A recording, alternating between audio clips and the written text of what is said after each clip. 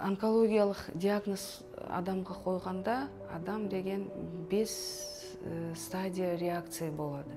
Ең басында жаңа естігенде шок болады. Ол шок деген кейбір адамда 10 күн болады, кейбір адамда 1 ай болады.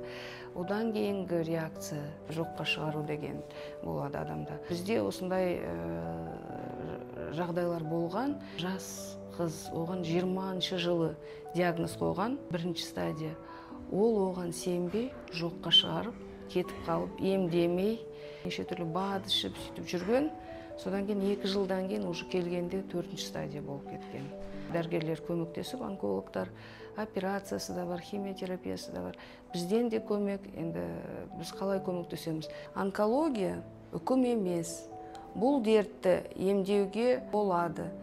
Біздің мамандар пациентті дертке сабырмен қарауды, қорқынышты азайтып, бейімделуді үйретеді.